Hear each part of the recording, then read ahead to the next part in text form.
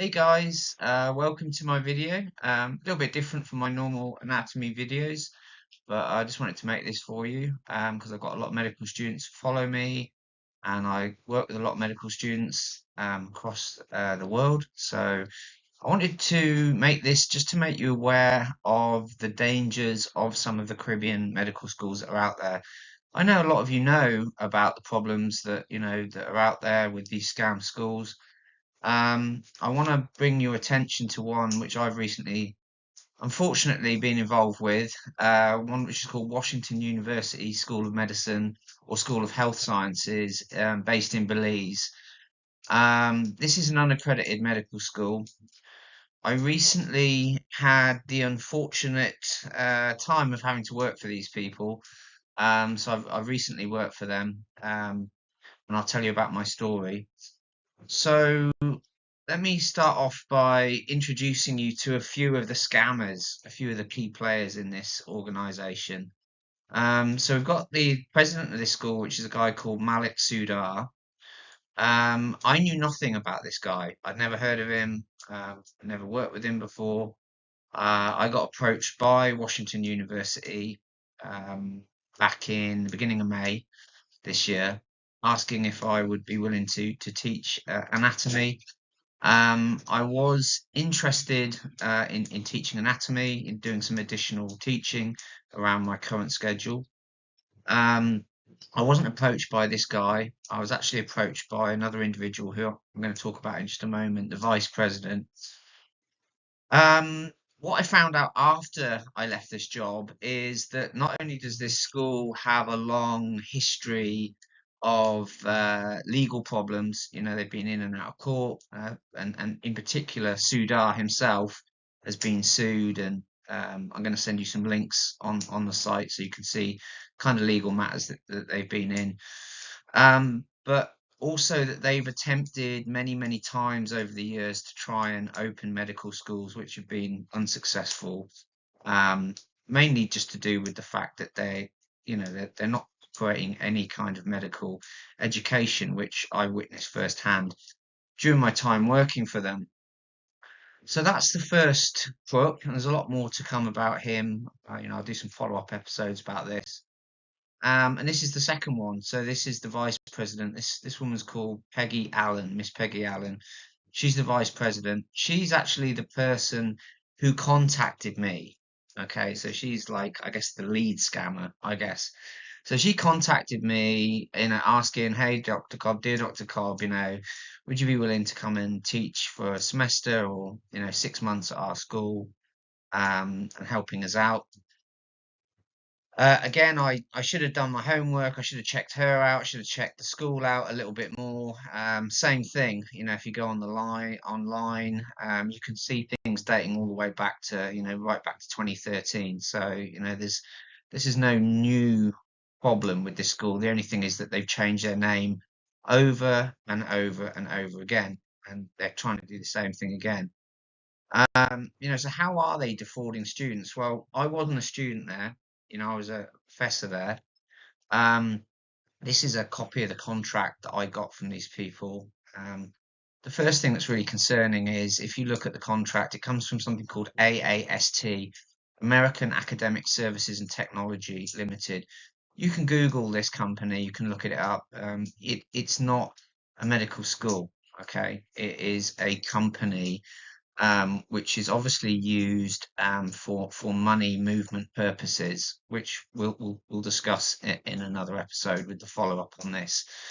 As you can kind of see on the contract, it's asking me to teach on the anatomical sciences, giving me a certain amount of hours, and a set pay for completion of that. I should mention this. I never got paid. I never received a dime from AAST or whatever American university or Washington University or whatever they want to call themselves. I never received a dime. So they are currently being sued for this. So they're also facing a legal problem. Um, Obviously, when I didn't get paid, I had to start looking into this company a little bit more and getting legal persons to do the same. And we found a lot. wrong with this. False claims of accreditation. What you'll find if you go on the if you go on the website, I was going to say medical school. It's definitely not a medical school. I'd say Walmart is more of a medical school than this place. Um, they make statements that they are in some way affiliated with the ECFMG and FAMA, etc., etc. Well, guess what? Contacted ECFMG, and I contacted. There's only two accrediting agencies in the Caribbean. I contacted them both. This school has no accreditation, nor is it going to get any accreditation. And I'm going to show you the response I got from the accrediting agencies.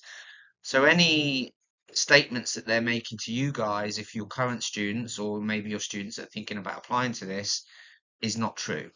It's completely false.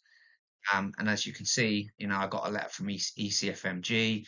ECFMG said, I wrote a letter to ECFMG. I said, this organization is making out that they are a medical school. They've had, issues before. ECFMG are aware of this from the past, um, and pointed out the fact that, they are not accrediting this school. And the only person that has given this school any kind of recognition is the government of Belize, which I also contacted, and that's going to be the next thing that we'll follow up on. Okay. Well, it kind of just gets worse from here because not only did ECFMG not have anything to do with this school, nor will have anything to do with this school, but also KMHP, which is the other major one, major crediting agency out there, has no knowledge of this school. They have absolutely no knowledge of this. They are unaware, is not aware of this institution, as you can see in the email, and is not carry out any type of accreditation exercise with these people. So any information to the contrary is false, and that's from the executive director of the Caribbean Accreditation Authority. Okay, so I'm making this in the hope that, firstly, if you are a student there, you make the right decision to get out, get your money back. You can certainly do so. There was another successful case with St James School of Medicine. You can Google about what happened to St James School of Medicine in Anguilla. They ended up having to pay out 2 million, I think, or 1.5 million in compensation to students for false advertising. Very similar, except this situation is far worse with Washington because they have absolutely no accreditation. And the students did manage to get their money back, and they did manage to get put into legitimate schools, or, where they do have an opportunity to continue with their training. So, you should definitely look into that. Into you can have a look online about that. There is something called the FTC, which is the Federal Trade Commission, and the FTC work to regulate scams like this, to stop scams like Washington University from operating, and to stop scammers like Peggy Allen and Sudar from, selling a false product. Okay, so I'm also a victim of this because, I've worked for this company. I never received any payment. I did a lot of work for them. And, so it's something which is not just affecting students, but it's also clearly affecting faculty as well.